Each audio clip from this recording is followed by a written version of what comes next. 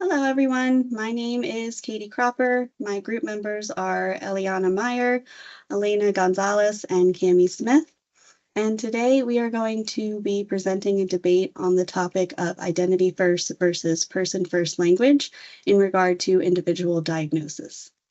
I'm going to start by providing a brief overview of our team and the topic, and then I will pass it off to our next presenter.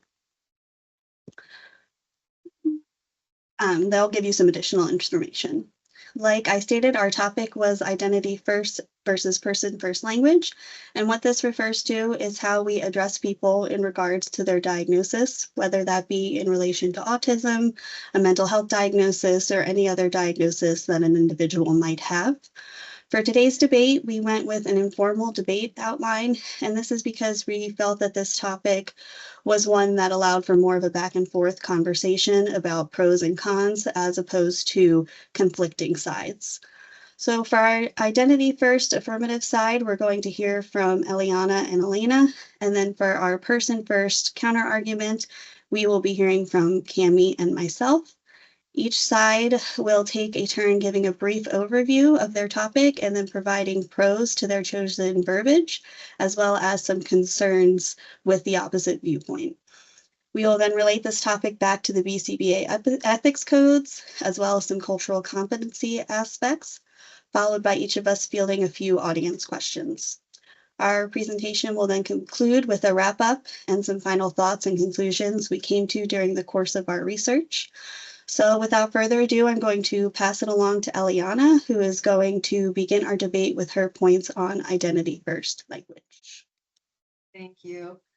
So what is identity first language? Identity first language is a form of disability affirming language that focuses on the idea that a disability that a person experiences is a core part of their identity and should be reflected as such.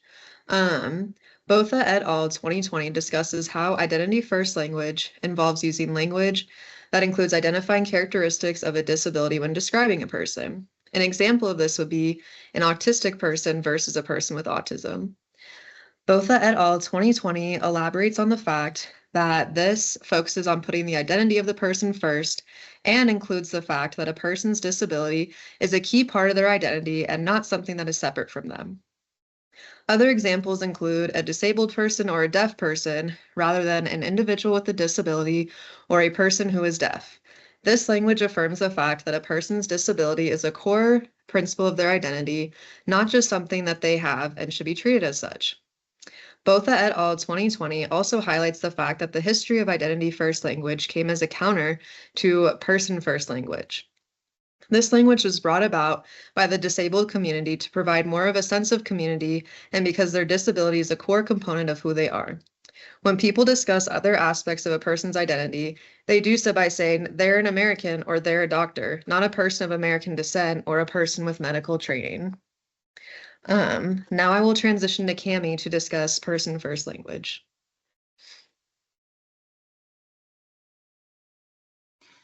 Thank you, Eliana. My name is Cami, and I will be discussing the side of person-first language for this debate. When discussing individuals with disabilities and/or individuals with autism spectrum disorder, the language we use has more of an effect on how these individuals are viewed than one might believe. Person-first language is one of the most recognized ways of referring to an individual with a disability. Person-first language is when you identify someone by addressing them first as a person and their disability or characteristic second. Therefore, we would say a person with autism or a person with ASD and not an autistic person. According to Waymeyer et al. 2000, the person first movement began in the 1970s, intending to empower individuals with a disability by emphasizing their humanity rather than their disability. The disability rights movement in the 1970s, the Denver Principle in the 1980s, and the prison reform and Black liberation all aimed to ease stigmatization and its implications on mental and physical health, access to support, and social inclusion by promoting person-first language. This was according to an article written by Schumann and Zoni in 2024. We want to promote the use of person-first language to reduce the stigma of disabilities. People are so much more than their disability or diagnosis and should be identified as such.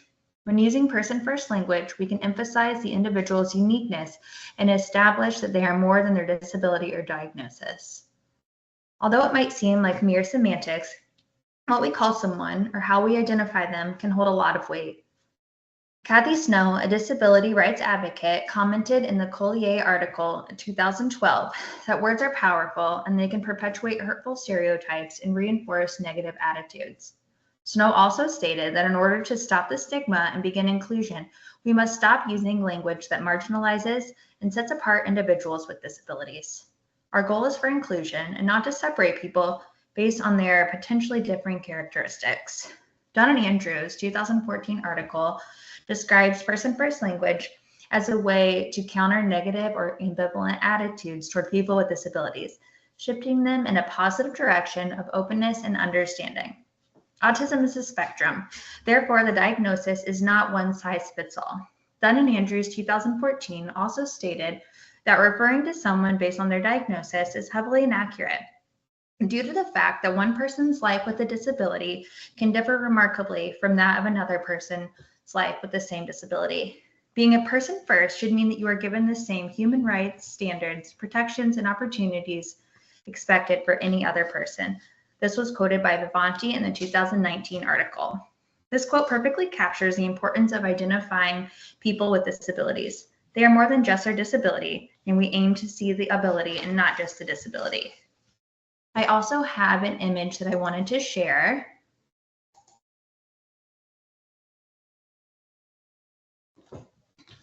This image is great because it shows that both person-first and identity-first language have positive aspects. Person-first language, like I mentioned, is when you address someone as a person who has autism or a person who has diabetes, but it is basically putting the individual before their disability. This language focuses on the dignity of the individual with the intention of reducing the stigma of their disabilities. However, when using identity-first language, you would refer to someone as an autistic person or a diabetic. This language focuses on community and intends to reduce the shame in having a disability. Now I'm going to turn the conversation over to Katie to continue the discussion. Thank you, Cami.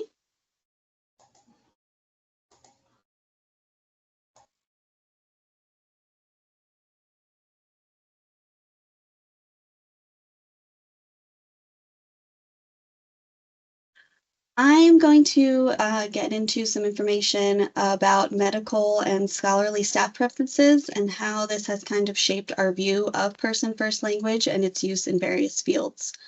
An article by Cocker et al. From 2019 discussed this topic extensively. So health profession programs teach person-first language. I know when I started in the field working with kiddos with autism, it was really ingrained in us that you're supposed to use person-first language. You want to identify the person as an individual, not by their diagnosis. They aren't an autistic person. They are an individual first who just happens to have autism.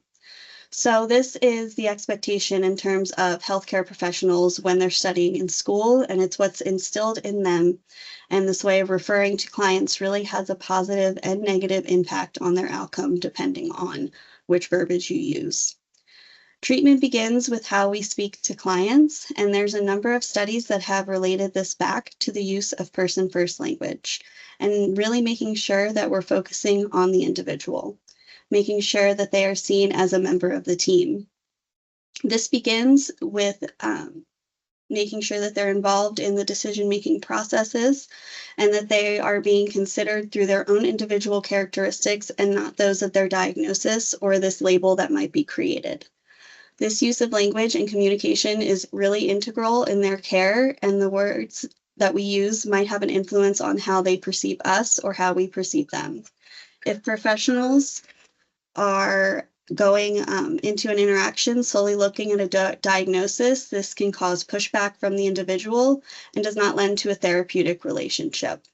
This goes along with our person-centered approach to services. We always want to approach each individual situation as its own unique individual situation. And at times, if a professional is using a diagnosis as a qualifier, then that might take away from them considering the individual's specific needs, preferences, and values. So by labeling them first with their diagnosis, this could create a potential barrier to treatment. And to go along with this, the use of person-first language is mandated by scholarly journals. So in order to be peer-reviewed, you have to use person-first language. So this has created a shift in the way disabilities are viewed. They're viewed more as a part of the person as opposed to the person's whole identity. There's also several significant entities that require the verbiage of person-first language, and that includes things like government documents, scientific journals, organization publications, and even the United Nations. All of these entities use person-first language because they understand that it is important to view the individual first and their diagnosis along with them as secondary. So now I want to go into some of the cons on our side for identity first language. So these are things that we think are negative about the use of person first language or identity first language as opposed to person first language. Cocker et al. Discussed several of these potential harmful instances in their 2019 article, as well as a piece by Andrew Dunn in which they shed some light on possible concerns. One of the first issues is that this form of language has the potential to create a barrier to treatment, like I was discussing earlier. The doctors, professionals, clinicians, whoever might be working with the client, they start to view the individual as their diagnosis rather than as a person with unique circumstances. So what this does is it creates a barrier that leads to a disconnect between the professional realizing that this is a person and not just their diagnosis. This then can create all kinds of concerns and issues with treatment and can just really be impactful in a negative way when it comes to trying to respect the person for who they are, what their values are, their concerns, their preferences, all these areas that are really important to the individual and their treatment. When we use this identity first language, it puts up a wall of this is my diagnosis, this is what comes along with my diagnosis, and it can create a blanketed approach to how professionals might view that diagnosis and treatment, as opposed to looking specifically at the individual. Another concern with using identity first language is that it creates this labeling effect, which starts to kind of devalue the individual as a person and creates these negative attitudes. I think we're all aware of what stigma is and what some of the stigma that comes along with certain types of diagnosis, such as autism, oppositional defiance disorder, and so on. The idea of what people think these are in their heads can be promoted when we use identity first language. So then this type of language is used, people then automatically have a certain way of thinking about that diagnosis. I have this visual here to kind of further emphasize this point. So it has the stigma in the middle and then all of these things that lead to this cyclical motion that we can get stuck uh, in this cyclical thought process that's related to stigma. So stigma can create all of these things. It creates stereotypical views on the diagnosis. It gives us this division of us versus them. So these are people with autism. These are people that don't have autism. And it just really creates that us versus them and categorizes individuals in a way that's not necessary. It can also have an impact on how we view their social status, which leads to discrimination. So all of this labeling and putting that identity first can really be harmful in the long run when it comes to being treated fairly. And to go along with that, when we present this diagnosis first and identity first language, words can get changed into non-diagnostic stigma or derogatory descriptors. So we're no longer stating that this person has autism or is an autistic person. We're labeling them as autistic, which, like I said, comes with all kinds of qualifiers, stigma, and prejudices, and overall ideas of what that looks like. Again, taking away from the person as an individual and impacts treatment and them personally in a negative way. With that, I'm going to turn it over to Elena, who's going to share more about person-first language. Thank you. I'm going to share my screen really fast. Okay, maybe not.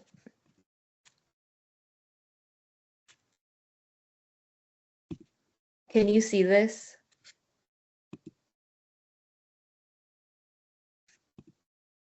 Okay, I'm not going to share my screen because it's not working.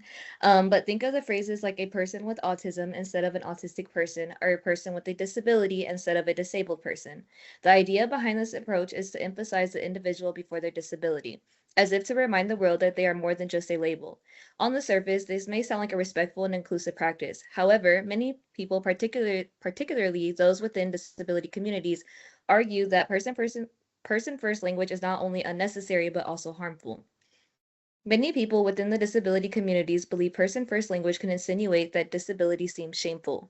Research by Gretchen colleagues in 2024 showed that many people oppose person first language because it suggests that disabilities are negative, something a person must be separated from rather than embraced. When we say a person with autism instead of an autistic person, it implies that autism is a burden and that it should be distanced from a person's identity. But disabilities, like any other identity, are not inherently shameful. For many people, their disability shapes their experiences, their perspectives, and who they are as a person. First language was not developed or widely supported by disabled people themselves. Like Katie have mentioned, person first language has been largely driven by professionals, academics, and policymakers. Gretsch et al. In 2024 argue that this approach ignores the voices of the very people it wants to represent. Many disabled individuals actually prefer identity first language, like disabled person or autistic person, because it acknowledges what they go through every day rather than attempting to separate them from it. Furthermore, person first language can insinuate a negative connotation. Best and colleagues in 2022 point out that by forcing a separation between the person and their disability, person first language subtly reinforces the idea that disability is inherently bad. Think of it this way. Do we say a person with intelligence or a person with creativity? Not really, because those are traits we view positively. Yet, when it comes to a disability, people suddenly feel the need to distance the person from their identity. Some may see this as a double standard, and this standard reveals an underlying bias, the assumption that disability is something undesirable. The disabled community would rather us work to change societal attitudes that view disabilities as inherently negative. While person first language was developed with the intention of promoting respect and reducing stigma, it's crucial to recognize that it may not align with the preferences of all individuals with disabilities. By listening to and honoring individual language preferences, we can foster a more inclusive and respectful society. I'm now going to transition it to Cami to discuss relevance to the BACB Ethics Code. Working in ABA, we must honor the BACB Ethics Code. Within the Ethics Code, you can find 4 core principles that all behavior analysts should strive to represent and consider as our framework for ethical standards. The principles are to benefit others, treat others with compassion, dignity, and respect, behave with integrity, and ensure one's own competence. When identifying someone you are working with, it is crucial to ask the client their preference and how they would like to be identified. You identify your client with their preferred method. You are then treating them with compassion and respect. We want our clients to feel respect and dignified first and foremost. Behaving with integrity also ties in with the language we use in our practice. Checking in with our clients to determine their preferences will allow us as BCBAs to behave this way. For the BACB Ethics Code, the standards that apply to person first and identity first could be considered for 1.07, cultural responsiveness and diversity, 2.01, providing effective treatment, and 3.01, responsibility to clients. For the Ethics Code 1.07, cultural responsiveness and diversity, Dunn and Andrews stated cultural competence in psychology entails developing skills for appreciating, understanding, and interacting with people whose beliefs can differ from one's own because of diverse factors such as race, ethnicity, socioeconomic status, and disabilities. Therefore, respecting someone's diversity and their disability and their opinion on how they would prefer to be addressed is crucial in honoring this ethical code. The Ethics Code 2.01 is providing effective treatment.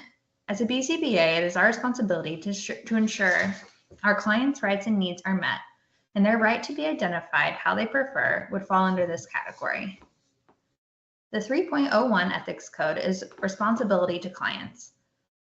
We as BCBAs act in the best interest of our clients and take appropriate steps to support them.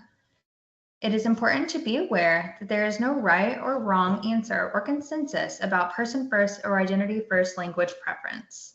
We must communicate with the ASD community regarding their preferences and what makes them feel the most comfortable. And with that, sorry, go ahead. No, you're good. Thanks, Cami. So I think we're going to move on to the questions now. I'm just going to share my screen so we can get them up.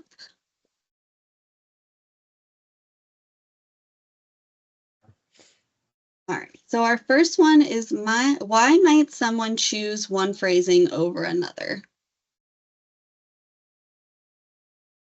Go ahead, Eliana. Identity first language is also considered to be more of a universal descriptive language, since it's not only common within the disabled community, it's also, a soccer player, not a person who plays soccer, a doctor, not a person with medical training. So it just makes more sense to use identity first language since it is that universal descriptor. It just makes it more uniform and similar to other communities. I agree. I also think that personal preference and what the individual wants to focus on, if they want to focus on themselves as an individual or maybe bring light to their disability, and with challenging negative stereotypes when using person first or identity first language. Yeah, and I think another part of it could possibly be their experiences in general, if they've had negative experiences with one phrasing or another, or if they had a professional that uses person first language and they didn't really like that person, it can create a negative connotation. So I think their experience overall with it could also have an impact on whether or not they choose one or the other.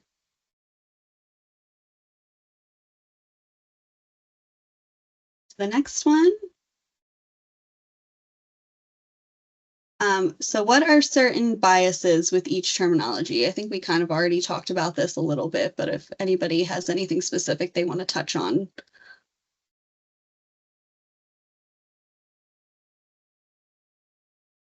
I think that with this one, a lot of what we already talked about kind of from both sides in terms of the pros and the cons with stigma related to certain verbiage and the way that you approach certain aspects of it can really determine which terminology you use. And if you are a medical or professional or anything like that, I think that kind of creates a bias without intentionally creating a bias.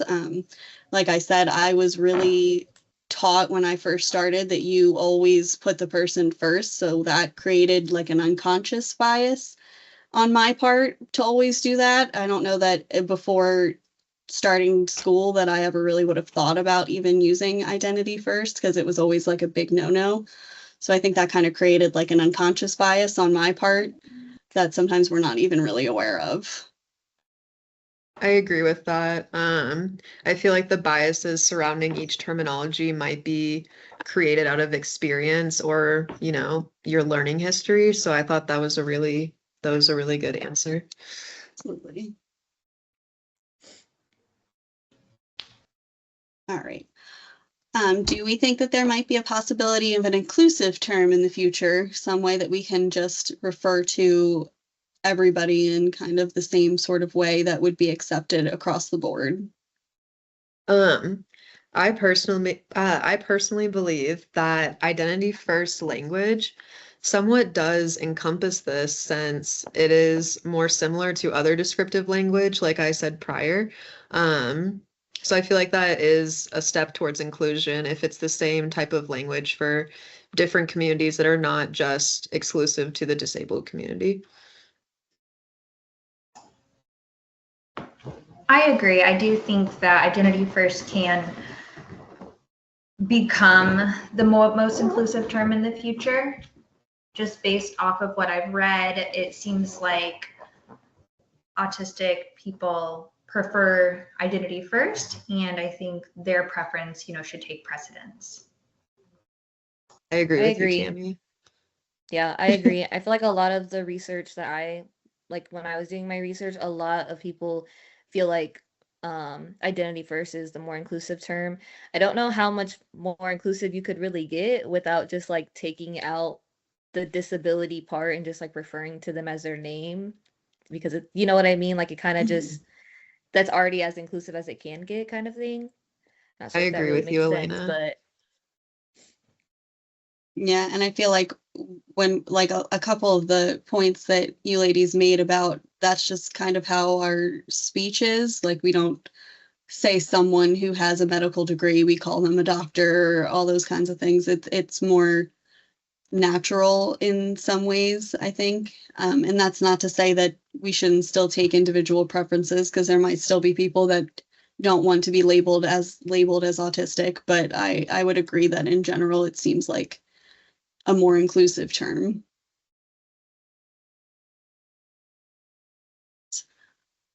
So what are our ethical responsibilities in the ABA field when using this technology? I think Cami kind of already touched on this a lot with when she was talking the BCBA ethics code, but what are some of just bare bones we're thinking is our responsibility in the ABA field when it comes to using this terminology? I think that it's really important to ask the individual who's experiencing the disability of their preference, since ultimately it affects them the most. However, it is also important to be up to date on current literature and research regarding identity first versus person first language to see if any relevant research has been conducted, any more preference assessments maybe. So I thought that was a way that we could incorporate our ethical responsibilities. Yeah, I would I definitely. agree. Yeah, I think the literature is a great thing to always come back to, because that's where we get a lot of our information from. So I think that's a fantastic resource to use. And I also feel like for those individuals that we can't really ask, like are the nonverbal individuals, you know, reaching out to this or asking the stakeholder or like their parents how they feel, but also going back to the research. If you know, you can't really ask them what do they prefer to be called, especially in our field. I mean, I personally work with kids, and I do work with a lot of nonverbal kids, so we can't really ask them like, you know, what do they prefer to be called. So going back to the research would be very helpful too. That's a fantastic point. I agree. I agree. All right, so what is our best way to proceed with this topic? I think this is another one that we've kind of already addressed through the rest of these questions and just in general, but does anybody have anything specific that they would like to share in regards to future and all that kind of stuff? I think circling back to the literature, just to see if there's any updates on that kind of stuff. I agree. And just asking preference of clients, but as well as their stakeholders. I have had a few conversations with parents and family members of clients, and just to see what they prefer. And it honestly does range. So just being mindful of that.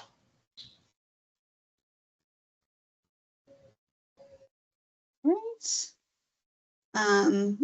What do people that have experienced this have to say about the argument?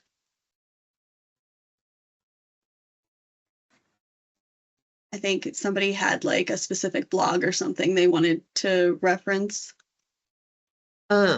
So individuals who have experienced this type of situation have, in the article that I read at least, they have said that they prefer that identity first language because it encompasses more of that inclusion aspect and kind of builds a sense of community, and also just reassures the fact that the disability is a part of who they are. So yeah. Yeah, I think I know we keep circling back to it, but I think that's the biggest thing with all of this is just asking the person. And it seems like such a simple thing, but like I said, I was ingrained with no, you use person first language. So like it never even until recently, it didn't even cross my mind to ask what their preference was. So I think this is still like a new and emerging topic, and moving forward, just asking is probably the simplest and least concerning way to address the issue. I agree. And also just Yeah. listening to people's lived experiences is a good way to gauge, you know, opinion and just what people prefer. Absolutely. Yeah, and what may seem simple goes a long way for some people. So Yes, I definitely very agree. important to ask. Absolutely. All right, so if nobody has anything additional that they would like to add to any of those questions, we're going to move on to just kind of our final thoughts and everything. Anybody has anything else that they want to share or contribute? If not, then I'm going to read kind of just our closing statement. So all those answers definitely gave us a lot to think about just moving forward in our field. After hearing from both sides, hearing pros and cons from each, as well as some information on cultural competency regarding these topics, and with our discussion of some of the questions that were generated, I think the overall consensus that we landed on as a group is that this topic can be seen from many different sides. So there are positives and negatives to each form of language used, and there can be connotations that come along with both. In terms of which is more appropriate or culturally competent, I think we can all agree that the decision lies first and foremost with the individual being addressed. So moving forward, our best bet when proceeding with this topic is to use a straightforward and honest approach. And like I said, this can be as simple as just asking the person up front which vernacular they prefer, whether it's person or identity first. They most likely have some real experiences with person first and identity first language that they've been exposed to through the course of their diagnosis and treatments, and this could shape which they prefer and how they respond to another turn of phrase. So by asking, it shows that we respect this aspect of their lives and it gives them a chance to voice their preferences. So whether it's in our personal or our professional lives, if we just take the time to consider their preferences, we're showing that we care, we respect their choices, we are culturally competent, and that we're trying to create a safe and comfortable space for them.